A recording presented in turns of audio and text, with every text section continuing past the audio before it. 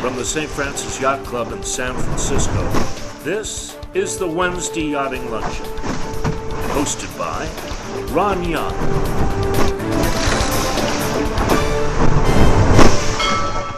Welcome to the Wednesday Yachting Luncheon, live from the virtual grill room of the St. Francis Yacht Club.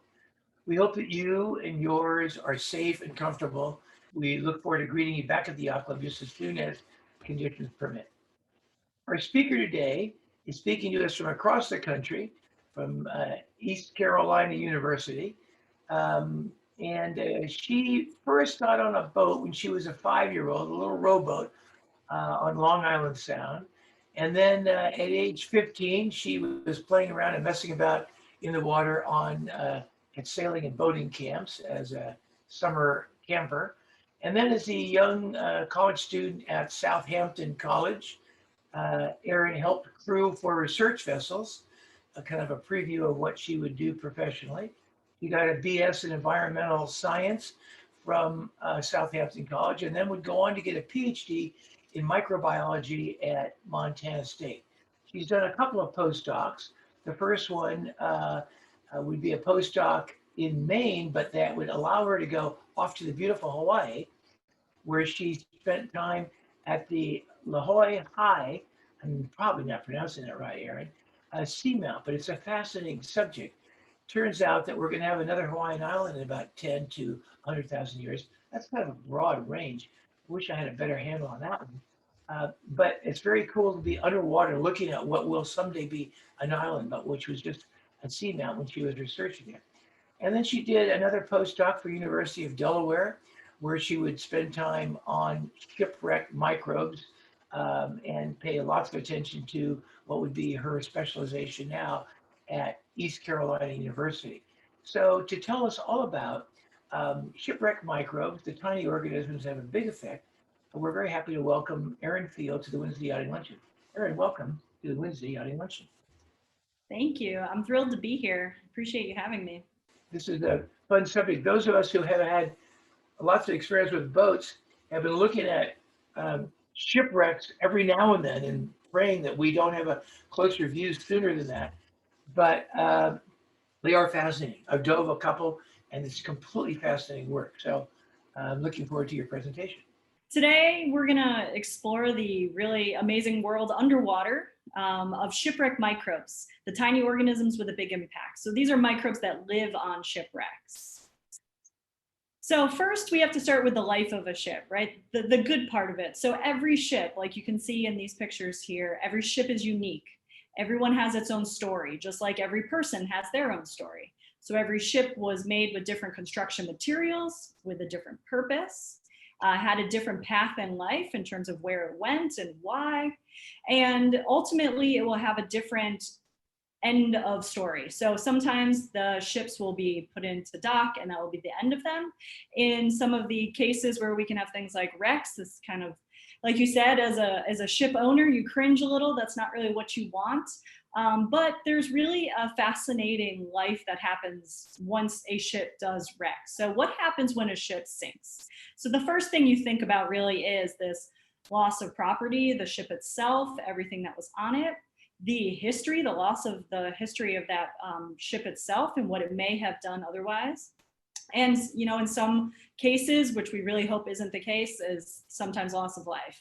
So first we think about the really sad parts of what happens when a ship sinks.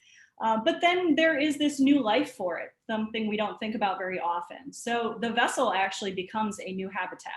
So once a ship reaches the bottom, its kind of resting place, the bottom of the ocean or the bottom of a river, it is a new environment and habitat for organisms to explore and contribute to in terms of its future. So microbes will be the first to find a home on these wrecks. So microbes can be found in the water column itself. It can be found in the sediment. So when the ship reaches the bottom and you get that kind of cloud of sediment that maybe comes up, that's full of microbes that can find that surface of the wreck and potentially attach. It's also good to mention that when ships go down, they're also carrying their own microbes. So they're there, they may survive, they may not. But microbes, because there are thousands to millions of microbes in these ocean environments, they are always competing. They're competing for space. They're competing for nutrients. They're competing for a lot of things that it needs, oxygen, carbon, nitrogen, all sorts of things. So that vessel becomes a new area or a new niche or environment that it can make a home on. So microbes will be the first to attach and say, look, I can claim this space, and the ones that really like it, that it's beneficial to them, they will stick around. And so the vessel itself will now be, it'll be covered and home to microbes. Then you'll have larger organisms that come in, like you can see in this top image, larger biological organisms, anything from coastal oysters to sponges to, you'll then find larger organisms like fish coming in, or sharks. It's one of the reasons that these ships are fascinating places to go for diving. Many of you are probably scuba divers, and so that is a great place to go see life. And you notice that it's concentrated around there compared to if you were to dive a little further away. So they really do become these artificial reefs and new environments. And microbes are really the first to attach and to be that foundation.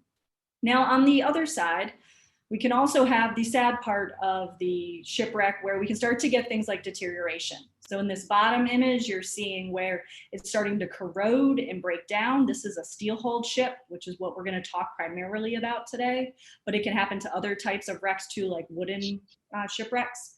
So in this case, now we're getting some sort of deterioration. It can be chemically induced corrosion. So for example, seawater can actually corrode the surface of the steel, but microbes can also contribute to this. And while we know that microbes can contribute to those processes, we still know very little about how they do it, what microbes are even on these wrecks, and what role they play in this artificial reef community. So we know the microbes can be good and they could potentially be bad, but there's just so many unanswered questions, in part because it's often difficult to reach these wrecks to study them.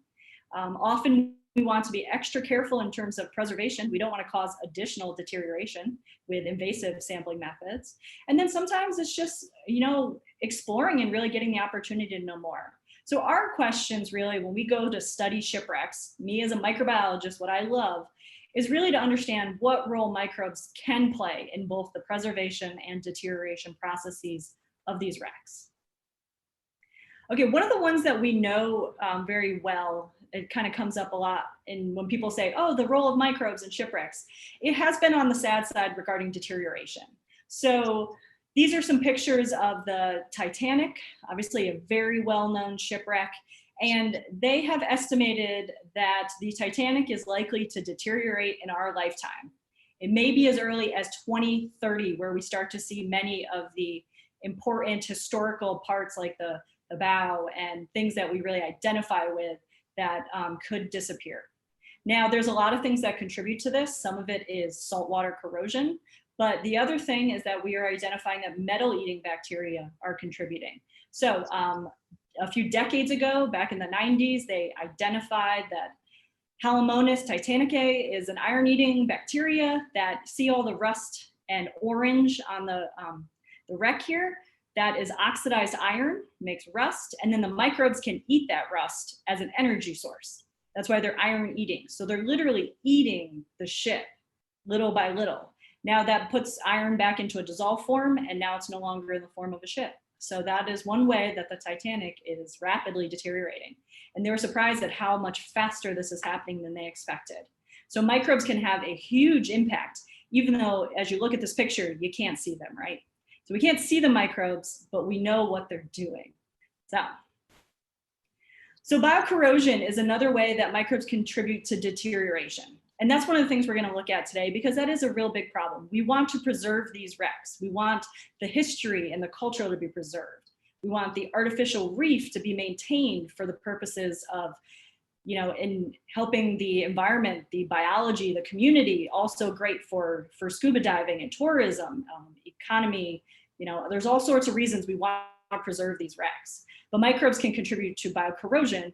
Many of you probably fight this with your own boats. So you may put things like paints on your boats to help deter biocorrosion from organisms like sulfate reducers. That's been very common over the years.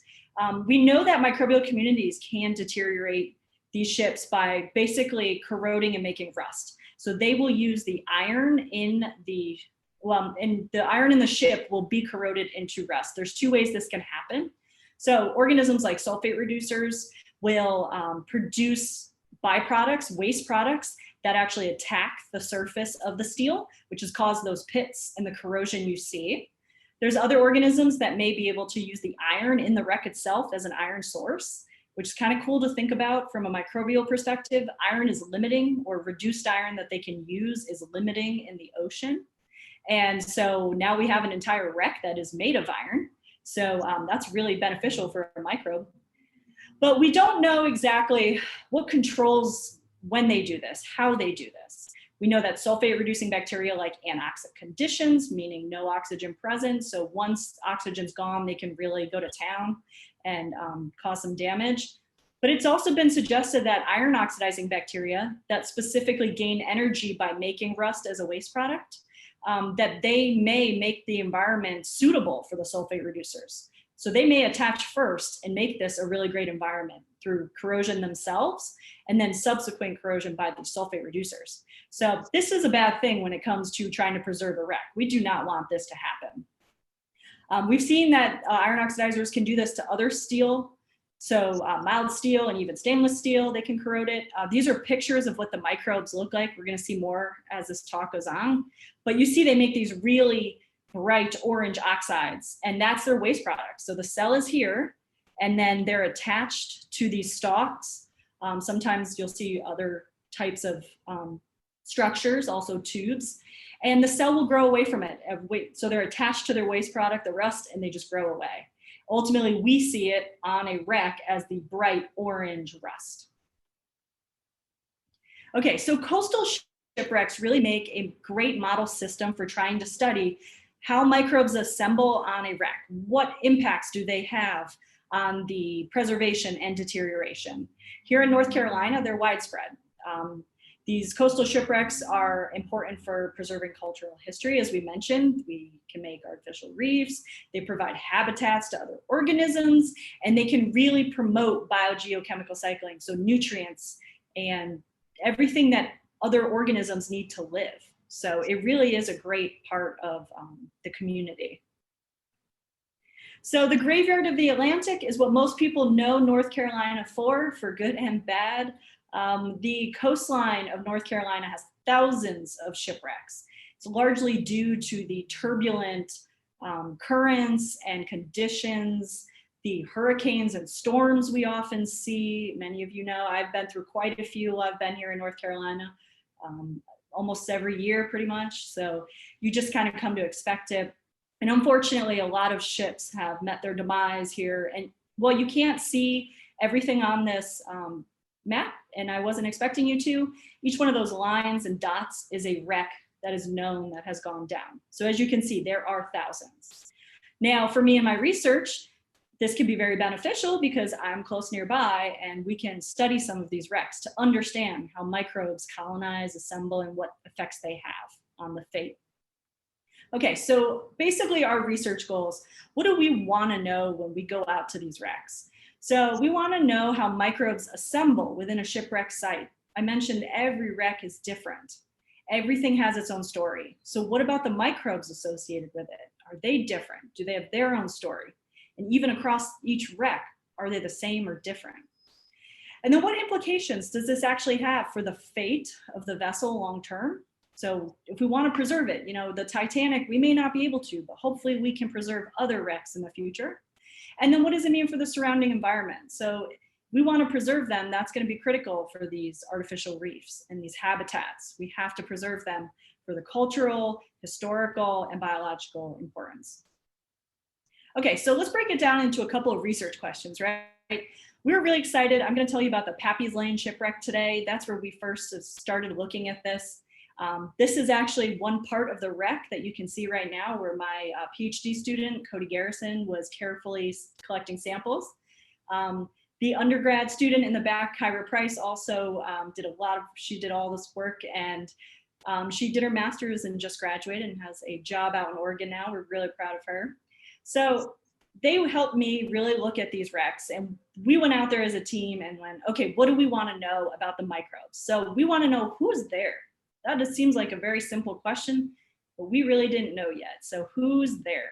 And then are they all the same everywhere on the wreck? I mean, ships don't look the same everywhere, so do we expect the microbes to be? We wanted to look at iron oxidizing bacteria themselves. Are they present on this shipwreck? Well, we expect they would be. We've actually never shown that before. We've never found them directly on a wreck, so that's a big deal. And then if they are there, who are they? So what can we learn about them? So let's dive into it. This is an aerial view of the Lane Shipwreck.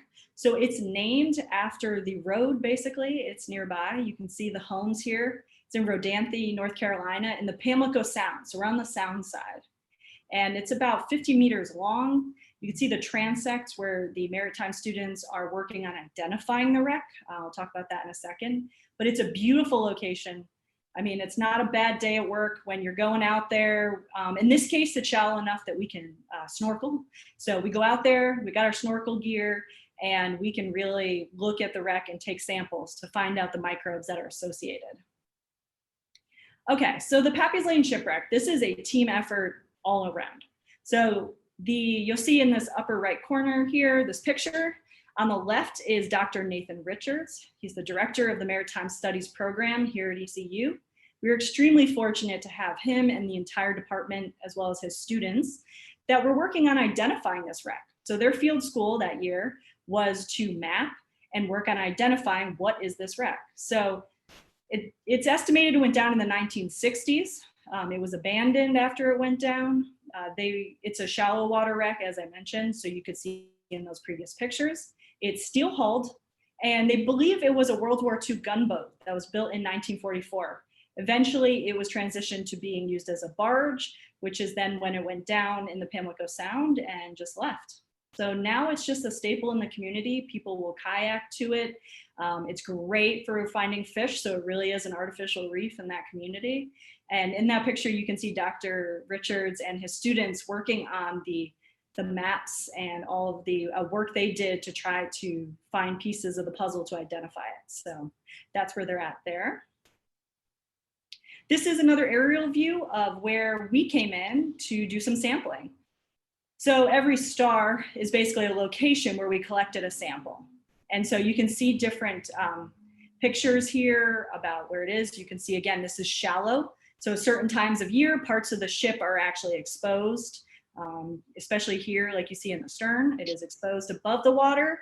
And then parts of it are completely submerged into the sediment where it went down. And so we were able to collect debris pieces. That's like what you're seeing here. And here we were looking for, these are pieces that have already started to break off and they're just laying there, so we can collect those with permits and take them back to the lab to study. We were looking for areas where we see visible corrosion. So that's that rust you can see right here, that bright orange. And then other areas where you would see corrosion, those sulfate reducers make sulfides. So that's the black that you see over here. So we were definitely looking for areas where there was corrosion, but then we were also collecting debris pieces like what you see in the pictures labeled C that are controls. So they're ship mixed with some oyster shell, but they don't have visible corrosion. So it's ship where it hasn't necessarily corroded. In all these instances, we're able to look at the material gently. We brought it back to the lab. You can gently remove some of the surface, and then we can look at the microbes in it.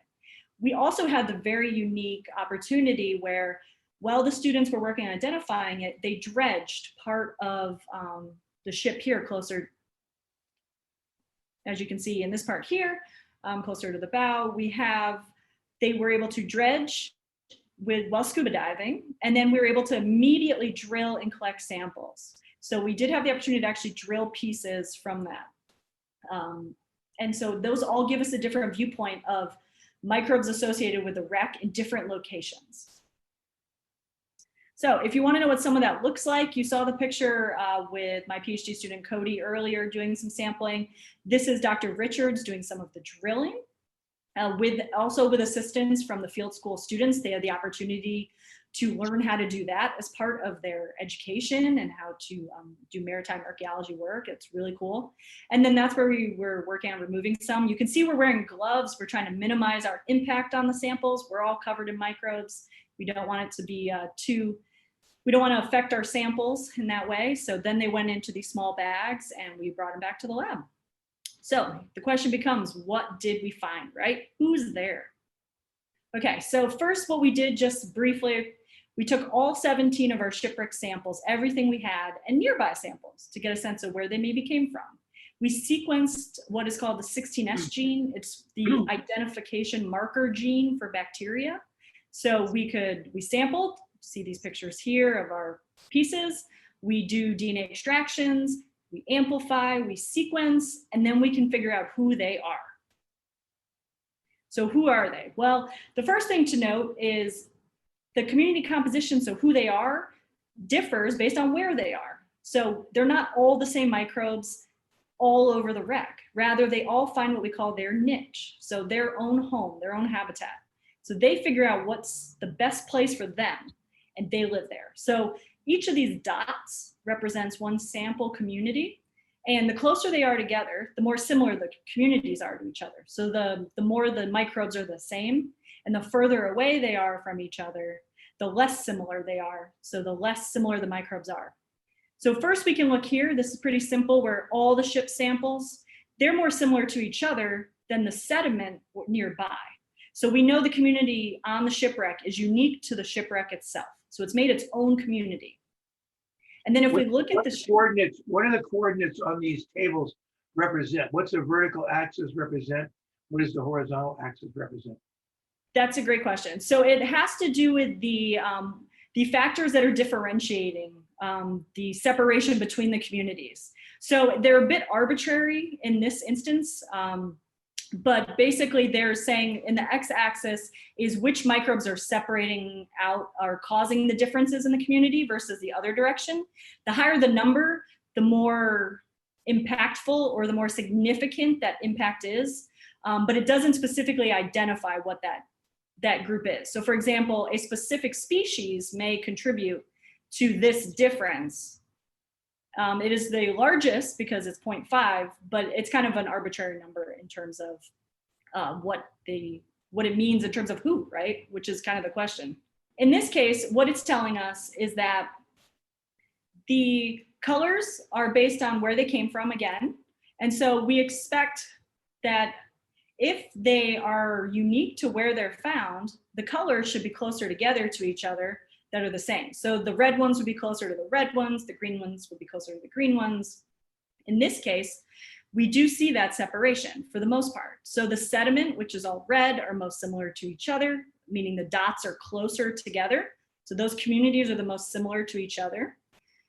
We have our non-visible corrosion. So meaning the shipwreck parts that didn't look corroded, they are more similar to each other. See how they're closer to each other there.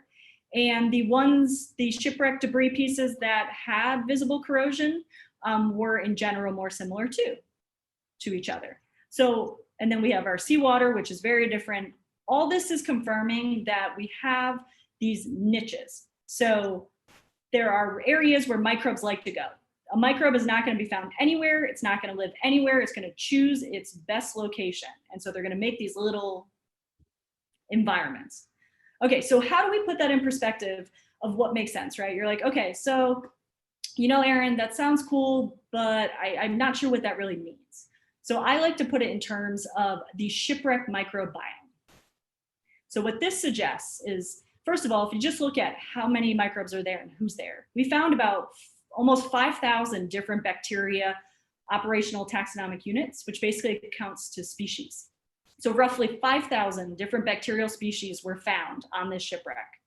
There may be even more, but those are the ones that we found. So that's a lot of different organisms, right? But you don't find the same ones everywhere.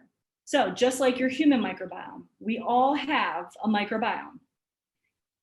But the microbes that live in your gut aren't the same ones that live on your skin.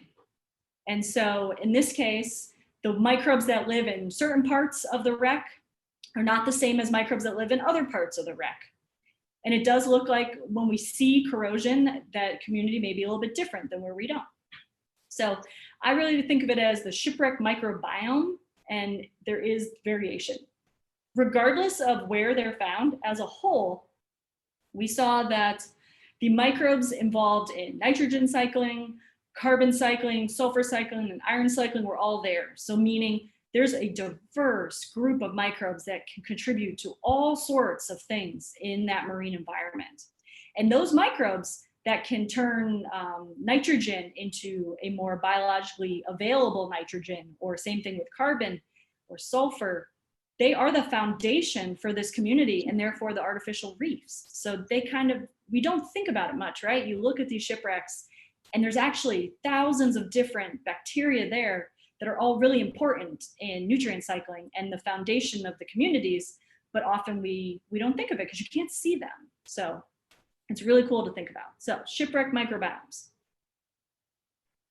Okay, so we know a little more about what microbes live on shipwrecks. And we also know a little more about where they live on shipwrecks, at least with the Lane Shipwreck.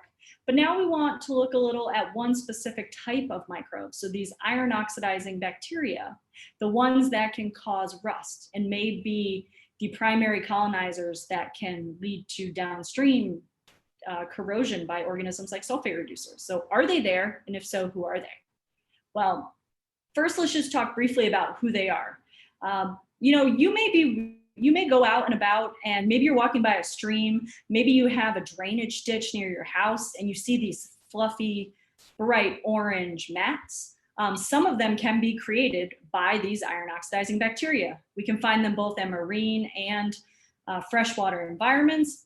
They always make the same structures. We have these stalks you saw earlier. We also have these tubular sheaths, which are almost like flattened noodles.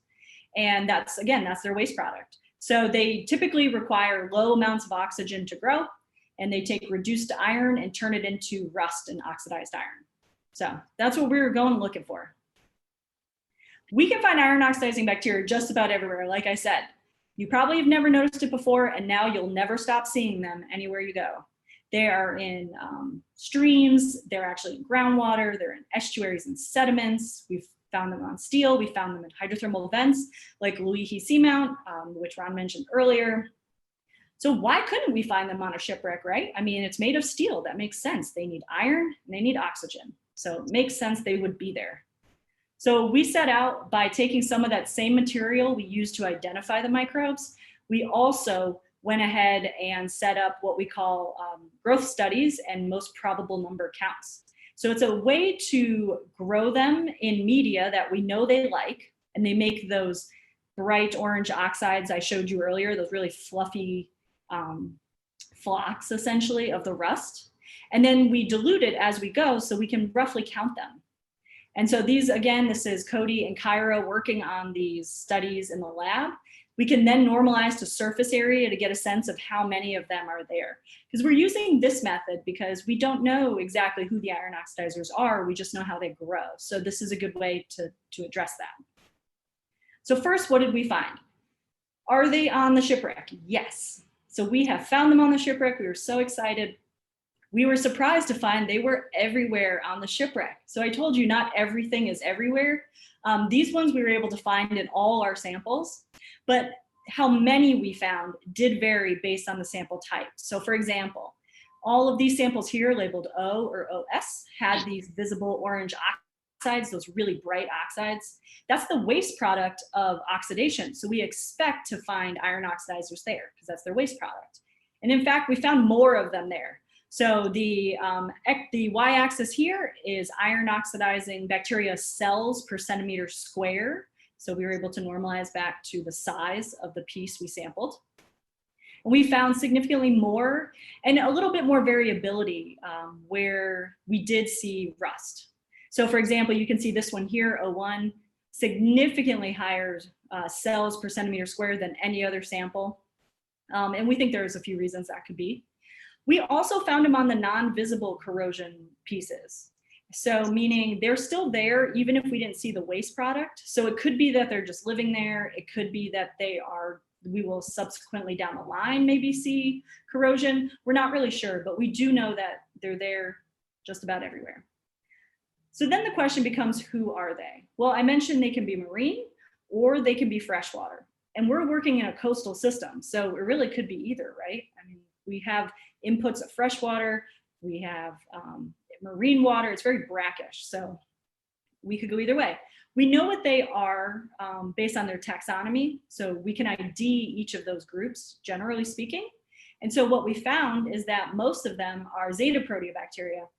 So the zeta proteobacteria are the marine iron oxidizers, and we see similar trends. So we see higher abundances of them in the samples where we could see rust versus the ones that we couldn't. So that was very exciting to see for us. Okay, so then we went ahead and we wanted to culture one in the lab so we can start studying, what controls its growth. If we want to stop them from attaching or stop them from causing rust, we want to understand how they grow, when they attach, how to control that. So we isolated a Mary profundus ferrooxidans 01 strain, so it's a new species. It's closely related to a marine iron oxidizer from Louis Seamount, so the hydrothermal vent site. And you can see here in these pictures, they make those really cool looking stalks. Some of them are tighter than others. Some are really tightly coiled, some are less so. And these really bright iron oxide flocks. So they're really fun to look at both under the microscope and in the lab. And I will say they look different. I haven't mentioned this yet. They look different than chemical oxidation. So they won't look the same. So we can differentiate the two accordingly. This is a close-up view of these iron oxides, and I just wanted you to be able to see another view of this. So this is the O1 culture. This is the waste product here. What you can't see are the cells on the end because they're so fragile they popped off, but I've added them in here for you. So you can see that this cell divided, and as it divided, the actual iron oxide that it's making is also separating. So you get kind of this branching. So you can track where it goes, which is really cool. So that's just a fun side. Okay, so what else can this microbe do? We know it can oxidize iron. We are sure that it does that. It also has the genomic potential. So likely it has the genes to do additional things. So it can also fix nitrogen. That's what it's suggesting it do. That's important because biological available nitrogen is hard to come by too for organisms. So this is a microbe that can take dinitrogen potentially and turn it into a usable form of nitrogen for other organisms. That's a really important thing in the environment. They can also fix carbon. That's how they get a lot of their energy. And it's cool because their genome suggests they fix carbon under potentially low and high oxygen conditions, which speaks to that kind of turbulent coastal brackish estuary, right? Where things are changing a lot. You can get storms, you can get mixing. So they may see fluctuations. So they may contribute to the environment besides just through things like iron oxidation. So to me, this is really reminding us that microbes can be good and bad. So yes, we don't necessarily want them to rust and corrode our ships, but they may play an important role in other things, like helping with nitrogen and carbon cycling. So that's pretty cool. Okay, and then I just want to briefly mention, this is work that my other PhD student, Chiquita Brooks, has been doing, where we want to understand how these organisms interact. So we're just starting to get to that part too. So we have this new isolate, the iron oxidizer we can study in the lab, and now we're going to have, we also have found a way to culture them, to co-culture them with sulfate reducers that can cause problems. This is a gradient tube. We have low oxygen in the bottom, it's more reduced in the bottom, there's more oxygen near the surface, and they both find where they're happiest in these tubes. You can see here, the iron oxidizer needs more oxygen, they sit higher up by the oxygen. Sulfate reducers want less oxygen, they're lower in the tube. And interestingly enough, they don't like to come too close together, and we're still figuring out why that is, but it's kind of a first step at trying to study them in co-culture and understand how they interact, so we can apply it to things like preserving shipwrecks. Okay, so we've answered a lot of questions so far with the Lane Shipwreck. We know there's thousands of different microbes and they all have their own niche. So the Shipwreck Microbiome, but they all contribute to a variety of geochemical cycling. They really are that foundation of our artificial reef. And I put in here just a fun kind of pun that they do not easily abandon ship. So they are community specific to the shipwreck. We've answered some of these questions, right? What happens when a ship sinks? But there's still things, how can we actually apply it? So that's probably the next big question. We know they play a critical role in the community and the fate of the vessel. We hope to integrate a lot of these tools and methods into monitoring. So the merging of biology and maritime to really bridge that when we're looking at wrecks, so we can get more information on more wrecks.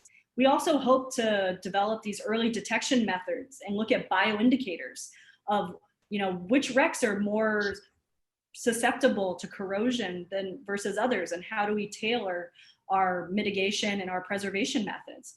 Ultimately, we want the success of these artificial reefs and preservation of the historical and the vessel itself. And that's kind of our ultimate goal. We have lots of lingering questions. There's so much cool work still to do. Can't wait to get back to it once we can get back out there again and start doing some more work. We want to know, what about other sites? I said they're all unique. What's similar or different if we look at other wrecks in North Carolina? What about wrecks, on the West Coast? What about wrecks across the globe? What about in the same environment, multiple wrecks near each other? What's similar? And then things like hurricanes and storms. What effect did they have on the wrecks and the microbes? So lots of cool things still to do. I just want to thank, it was like I said, a big team effort here. We are fortunate here at ECU to have a really great coastal program. We have the Coastal Studies Institute. John McCord is out there. He did most of the images. Nathan Richards with the Maritime Studies program. And then here in biology, we got funding from the Department of Transportation, the Coastal Maritime Council, and ECU's undergrad program. Just been such great support from everybody. I've had a blast. So with that, I will take questions. Erin, how fascinating. I do have so many questions. First of all, you mentioned some of your funding sources. Give me the scale of your team. How many people are on your team? And what's its annual budget? And what's the source of money? Where do you get money from? First of all of that will vary depending on what wrecks we're looking at. In this case, with the Lane Shipwreck, our team was, for the biology side, it was me and my 2 students, and that was a really wonderful thing. On the maritime side, it was Dr. Richards, and he had about 12 to 15 graduate students that were taking the course with him, the field studies course, that were helping with the mapping. And so a number of them came in and helped collect samples with us, learned how to preserve them for microbiology analyses, as well as helped us mark where the locations were. We also had John McCord there that was doing the all of the photography and the aerial videos that you saw there. And we also had support from the dive instructors. They had to be there for safety purposes. So it's a pretty good sized team. I'd say all in all, we probably had about 20 people that were involved to some extent to help collect this data. And I apologize if I'm forgetting anyone in that case. For funding sources. So this one was unique in that we had support from the Department of Transportation. This wreck is in the area of the Bonner Bridge extension. So they really wanted to know more about the wreck itself and how to make sure that they could preserve it while they were building that extension of the bridge. So that was a really cool opportunity. There's opportunities for funding through NOAA. That's a common one. Then there can be opportunities through, let's see, we've had NSF is another big one for the biology side, and also maritime. So there's a few different options. When a ship is decaying over years and years and centuries, is most of the decay that we see biological effect of microbes, animals, little small animals, or is it chemical? Does the metal turn into rust by a chemical process independent of the animals or microbes that change it? The chemical oxidation is faster than biological at typical marine conditions. So the higher oxygen concentration and the more neutral the water conditions, which marine water is near neutral, chemical oxidation is faster than biological oxidation. But as you start to get these little niches around the surface where oxygen concentrations decrease, then biological oxidation can actually exceed the chemical oxidation. It kind of gives them that fighting chance. That's why the microbes that we study really like low oxygen, because it's the only way they get to keep up with chemical oxidation. So that's why it gets tricky in trying to tell which one's going to be faster where, because it depends on what the oxygen concentration around the surface is going to be. So in general, chemical will be faster, But once we start to get these pockets of, or even closer to the sediment where oxygen starts to disappear, then the microbes can really kick in. Where does a shipwreck deteriorate faster, saltwater or freshwater? Yeah, so it's my understanding that typically they will deteriorate faster in salt water because of the corrosion by the seawater itself. It's a big problem. And we know that there's microbes there that contribute to it. Temperature seems to be a very important factor in addition to oxygen when we're looking at what will deteriorate faster. So oxygen, temperature, also really important. So now I have automatically would imagine that a metal ship will last longer than a wooden ship. And yet I've heard of really ancient wooden ships being found that are like hundreds, even 1,000 years old. What's the difference between the destruction rate of a metal ship underwater and a wooden ship underwater? Yeah, so that is a very tough question to answer. There's so many factors that play into that. With wood, we worry a lot about it being basically degraded and broken down, or maybe even eaten. There are worms that can degrade some of these wrecks because it's a great carbon source. So the wooden ship is a carbon source to other organisms. Again, a lot of the ones that you find where you're like, wow, you see in the news, right, where they found this wreck and it's near perfect from thousands of years ago. A lot of times the really cold temperatures where they're found is preserving it. Everything happens at a slower rate when it's colder.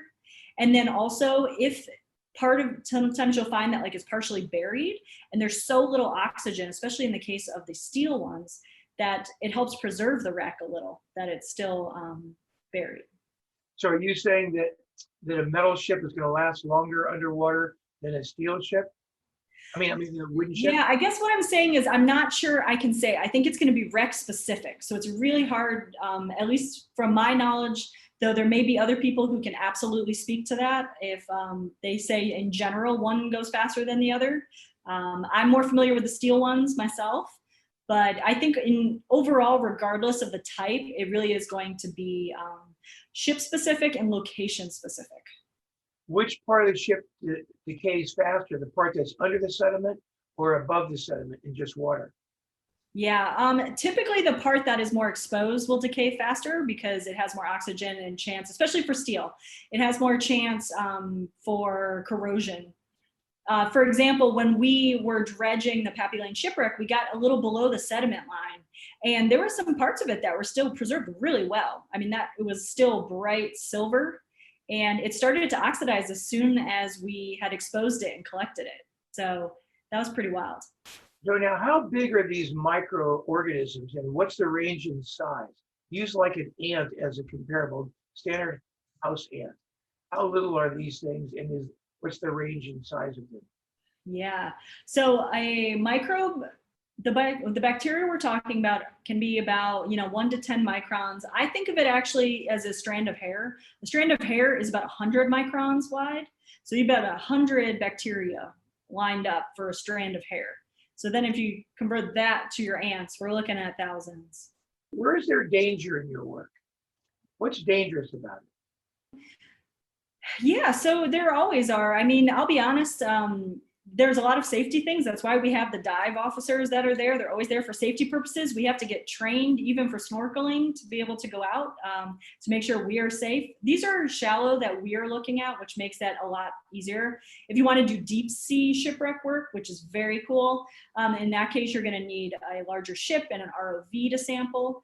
These ones, honestly, some of the things that have been the most dangerous there are oyster shells still around. So we make sure not to disturb the live oysters. They do great things for the community, but there's some where the oysters are gone and just the shell remains. And those are extremely sharp. So you have to, part of the reason you see everybody wearing basically a wetsuit and then overalls on top of it, like the work coveralls, is because they are so sharp and you could get injured.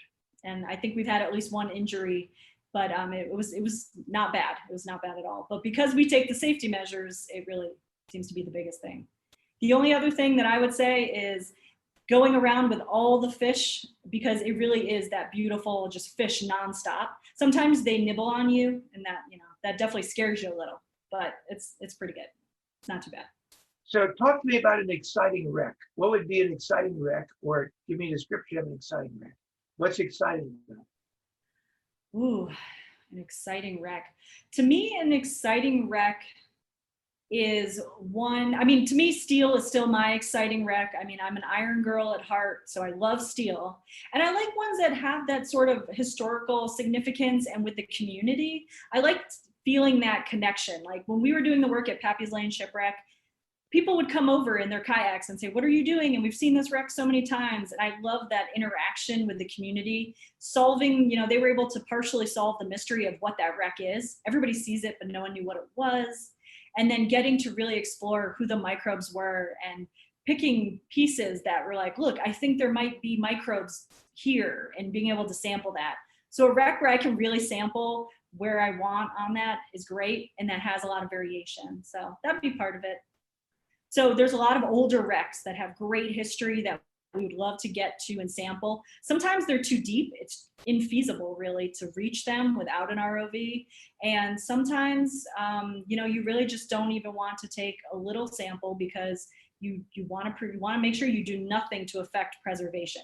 That's a very important part of us, is being responsible in the way we look at wrecks and sample wrecks and make sure that we are not causing damage. So let's look for a second at the cause of the wreck in the first place. Is it mostly ships going aground, and thus are you mostly in shallower water because most wrecks occur because a ship went aground? Mm-hmm. They're usually ship running aground and often storm related, especially out here with the hurricanes. Like the wrecks that end up in the Pamlico Sound, storms can cause all sorts of problems like that. And then it's such a thin, narrow piece of land. So if the water gets high and wrecks, ships get in, they may not be able to get back out if they came in that way. So now talk to me about a dream wreck. What would be a dream wreck for you? Like a dream wreck is one that we can actually find all these microbes early enough. Like a dream wreck would actually be a really historical one that went down that we were to find early, and then we could start sampling immediately and preserve and actually save. Like, I guess to me, that's a dream wreck, is being able to actually use some of these methods we'd like to develop to identify it, figure out how to preserve it before it's too late. You look at the Titanic, and there's a lot of reasons that it's deteriorating. Microbes is only one of them. But it's just sad to see that it's disappearing. And so I'd like to be able to find a dream wreck, something goes down that we actually can successfully preserve. So imagine we put a cape on you and you go back in time and the Titanic is just sunk and you go down immediately, the next day. And what would you do to preserve the Titanic? I will say, I do not have an answer yet. I wish I had an answer. That's why we're still doing this research. No answer just yet. But I think by figuring out where, when microbes first attach, who is where, and then putting in the information about what the construction of the material in that wreck is, because it does drive it. So steel, they're not all the same. There's multiple types of steel. And so the wrecks are made of different things in different parts. So I think if we can start to link those better, then we can figure out how to preserve it. So ideally you'd take it out and put it somewhere to preserve it, but that's not feasible. It's often not even helpful. Too much oxygen exposure can even make things worse. So we often leave them and we do more in situ, which basically non-invasive stuff to try to preserve it. But I don't think we have a good answer yet, so I'm not even sure. So do you ever encase underwater parts of a ship and kind of try to stop it from corroding, while you're gone? Do you encase it or inject a fluid inside of a tube that's connected to the ship? Do you ever do that kind of work? I have not. I know there have been talks of those kinds of things, much like we do with ships on land, where you treat them with paints to try to minimize corrosion and biofouling. The problem there is that a lot of the ones we really want to preserve, you think about some of those treatments as invasive. And so if we're not 100% sure that's going to fix it, it's kind of a little hesitant to go ahead and mess with it too much and cause problems. So no, I haven't used it. And I think people are trying to find other ways to preserve them. So give me an example of an exciting discovery underwater. So there's so many amazing shipwrecks that are being found in really cold waters in the north, like in the Baltic Sea. And some of them are like, you're finding all sorts of amazing things preserved on that wreck that you didn't know about. You know, people think often treasure, but I know there've been ones where they found like bottles of wine preserved, other, you know, really cool valuables. I mean, to me, that would be amazing to find stuff like that where everything's still intact and you know what's there. So are there commercial applications of the work that you're doing? Yeah, so we're hoping that there will be some commercial applications with this. Once, you know, we really want to figure out how can we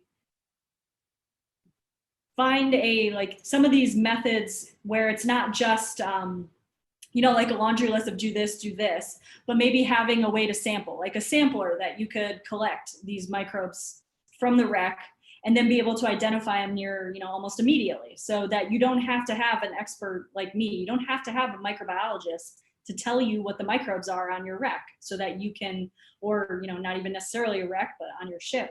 You know, it'd be nice if you could actually, you know, get a quick list of the microbes that are there, and then you can look up how you should treat things accordingly.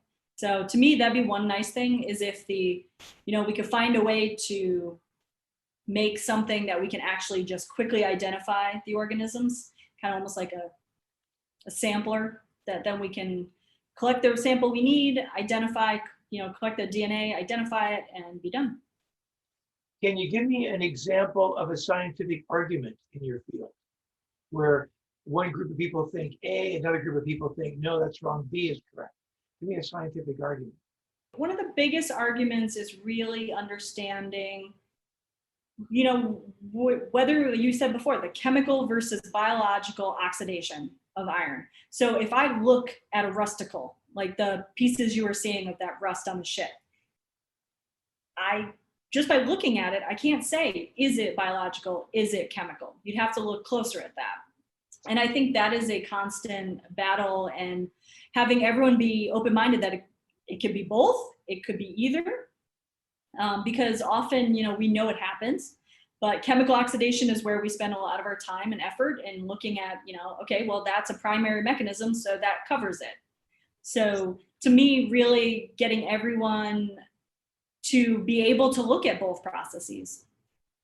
But I would say in general, the field is pretty good about being open-minded and really trying to see what, you know, what role microbes play. I think we just haven't looked that closely at it.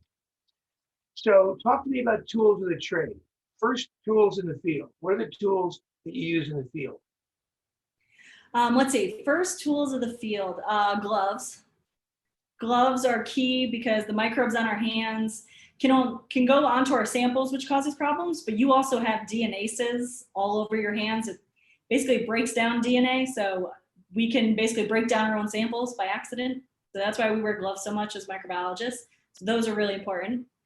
We also have to use, you know, we'll use some sort of tool for, like, conical tubes are really important for keeping the scraping material that we collect in a tube.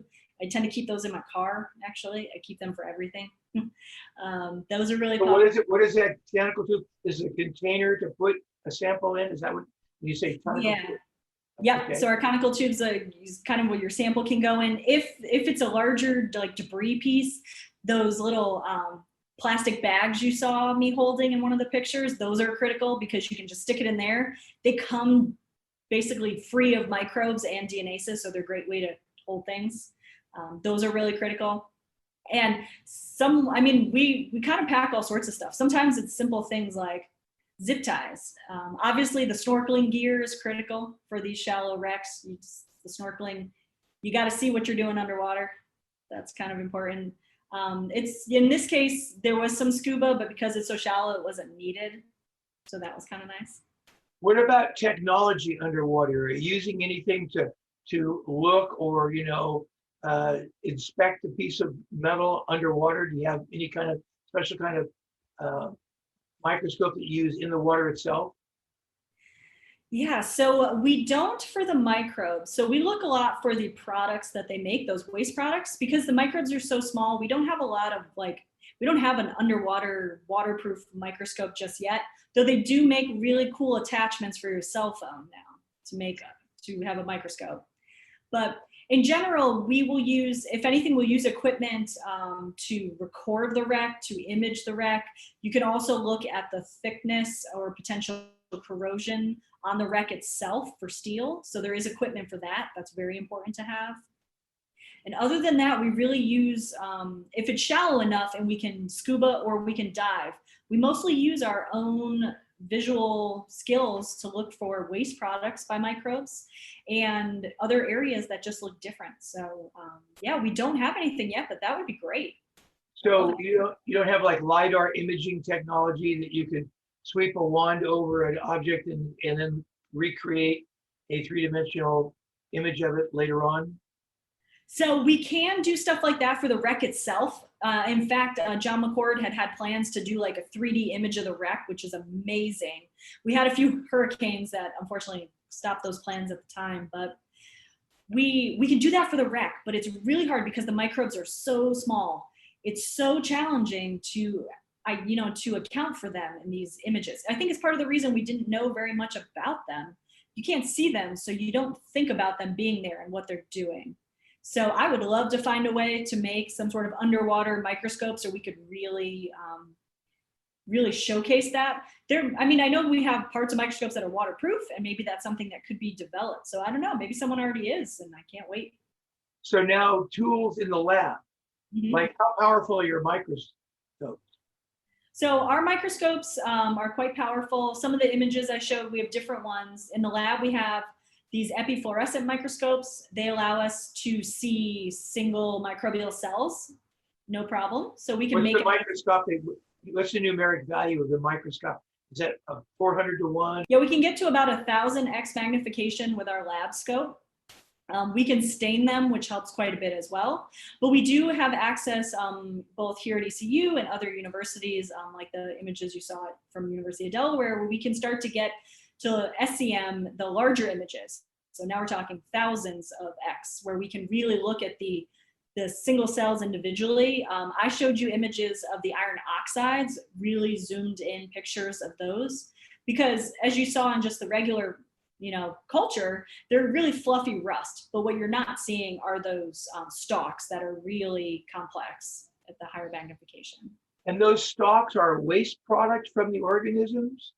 Is that what they are? So they're basically their waste products. So they take reduced iron, dissolved iron 2, and they basically turn it into iron 3, which is insoluble, and it becomes rust. Now, they don't want to encase themselves in it, because if it's insoluble and then it's all around them, they're going to cut themselves off. They're going to entomb themselves.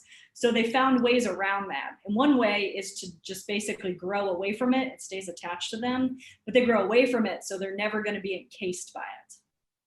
What's the life cycle of these microbes? How long do they live? So their generation times can vary. So the microbes can vary. Environmental microorganisms, such as these iron oxidizers, don't grow as fast as they in the environment as they do in the lab. But they can, generation times or doubling times can be hours to days. Unlike, some other ones, like some of the lab organisms can be as fast as every 30 minutes, they double. But the ones that we study in the environment are more hours to days. So what are the most authoritative journals covering your work? So the work that I presented today is in Frontiers in Microbiology. That is a really popular one for our field. And some other ones include Applied and Environmental Microbiology. So that's, really looking at, we've done other work looking at their corrosion of steel. So really the both applied and environmental aspects. Frontiers in Microbiology has an aquatic microbiology section that really covers a lot of these cool aspects. Those would be two of the ones that we would really showcase for Shipwreck Microbes. So tell me, who is a professional hero, professional heroes for you in your work? Rita Colwell is one. She does not do shipwreck microbiology specifically, but she's made a lot of progress in aquatic microbiology, as well as the area of pathogens and water quality. And she was always kind of a pioneer in a lot of things she's done, and I've always found that really fascinating. She's always been great to listen to at talks.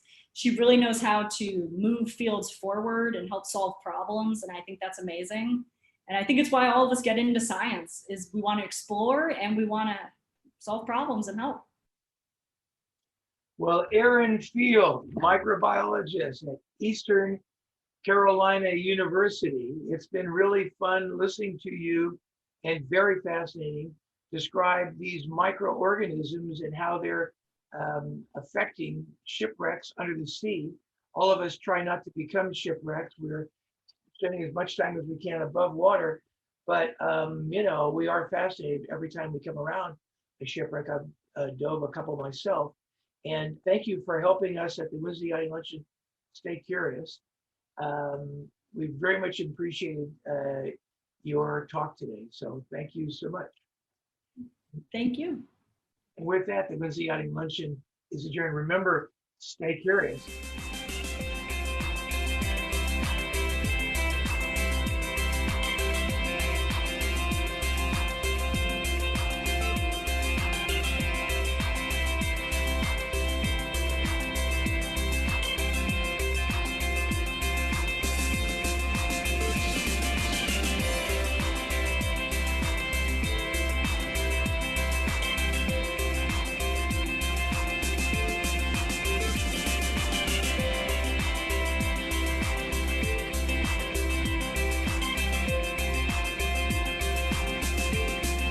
This has been a presentation of the Wednesday Yachting Luncheon.